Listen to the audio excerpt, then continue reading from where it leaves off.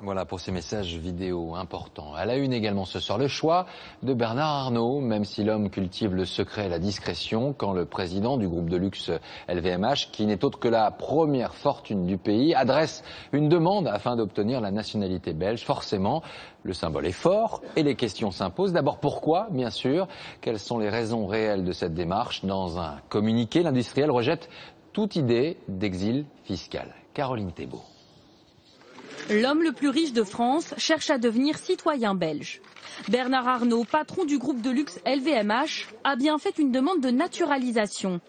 Un dossier que le président de la commission en charge de ces procédures a reçu cet été. Selon lui, Bernard Arnault connaît déjà bien la Belgique. Il a une résidence en Belgique, Bernard Arnault, et qu'il est né à la frontière franco-belge, donc il a évidemment une série de ses activités en Belgique. Bernard Arnault, 63 ans, première fortune d'Europe, quatrième fortune mondiale, avec un patrimoine estimé à 32 milliards d'euros par le magazine Forbes.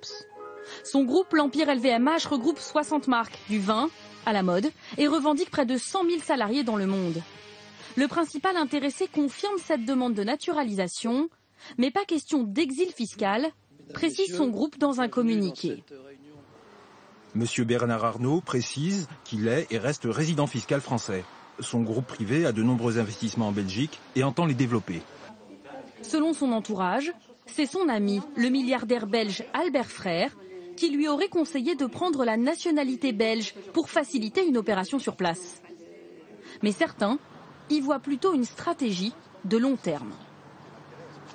L'idée de prendre la nationalité belge maintenant, ça s'apparente plutôt à la souscription d'une prime d'assurance fiscale, en se disant, je ne sais pas comment la fiscalité va évoluer dans les prochaines années en France, et si elle s'aggrave, j'aurai toujours la possibilité de devenir résident belge et de payer à ce moment-là mes impôts en Belgique et non plus en France. Cette demande de double nationalité surgit en plein débat fiscal. Le gouvernement planche actuellement sur la taxe à 75% pour les plus hauts revenus. Taxe à laquelle s'est opposé Bernard Arnault mercredi dernier lors d'un rendez-vous avec le Premier ministre à Matignon. Au cours de cet entretien, il n'aurait pas évoqué cette naturalisation. Alors, Bernard Arnault, qui est originaire de Roubaix, ne sera pas le premier entrepreneur français à franchir la frontière par le nord direction la Belgique. Alors forcément, cette affaire remet en lumière le caractère fiscalement attractif du pays. Quelles sont les réactions aujourd'hui sur place? Eh bien, on voit cela avec François Bonnonnet et François Lamy. C'est ici, dans ce quartier chic de Bruxelles, que l'on trouve le plus grand nombre de Français. D'ailleurs, les plaques d'immatriculation venues de l'Hexagone y sont monnaie courante. Alors pour les commerçants belges, habitués à nos compatriotes les plus riches, la demande de naturalisation de Bernard Arnault ne laisse aucun doute sur ses motivations. C'est pour la chaleur des Bruxellois, le bien manger et peut-être aussi à cause des impôts en France. Merci Monsieur Hollande. Car même si Bernard Arnault se défend de vouloir s'exiler fiscalement, dans le royaume, ce sont bien les Français qui achètent les plus belles maisons, celles à plusieurs millions d'euros. Le plat pays accueille en effet de nombreux héritiers des dynasties de la grande distribution comme Auchan, Darty ou encore Carrefour. Au total, on compte en Belgique 200 000 Français, dont entre 2 000 et 5 000 exilés fiscaux. Alain Lefebvre est l'un d'entre eux. Il est à la tête d'un magazine franco-belge et depuis l'élection présidentielle, il est appelé par ceux qui cherchent à fuir la taxe des 75% et aussi une certaine ambiance en France. Il y a une espèce de haine sociale qui s'est installée. On en veut beaucoup aux riches, entre guillemets. Alors, il ne s'agit souvent que d'entrepreneurs et de gens qui font des choses. Pas forcément riches à millions et à milliards. Il n'y a pas que des Bernard Arnault. Il fuit ça, puis il fuit surtout l'insécurité juridique et l'insécurité fiscale. Ce soir, la demande de nationalité de Bernard Arnault, qui aurait déjà un domicile à Bruxelles, fait en tout cas beaucoup parler en Belgique, comme le symbole de l'attractivité fiscale du pays.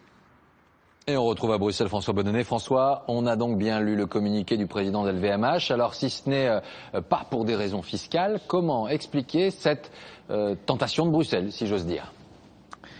Alors tout d'abord, on veut bien croire Bernard Arnault, mais c'est vrai que c'est quand même tout à fait étonnant. En fait, il y a deux hypothèses. Soit Bernard Arnault prend ses précautions parce qu'il pense, ou plutôt il craint que le gouvernement modifie la loi et que, comme le souhaitait Nicolas Sarkozy d'ailleurs, les impôts soient à l'avenir liés à la nationalité et non plus au lieu de résidence, comme c'est le cas par exemple aujourd'hui pour les citoyens américains. Ça, c'est la première hypothèse. Soit, et c'est la seconde hypothèse, une hypothèse largement reprise ici, il s'agit peut-être d'une première étape, car quand on a la nationalité belge, il est possible ensuite de devenir monégasque. Et on sait qu'à Monaco, la fiscalité est très avantageuse. C'est ce qu'avait voulu faire Johnny Hallyday il y a quelques années. Voilà donc les deux scénarios en cours, et personne ce soir ne peut dire lequel se révélera exact. Merci François, je le disais.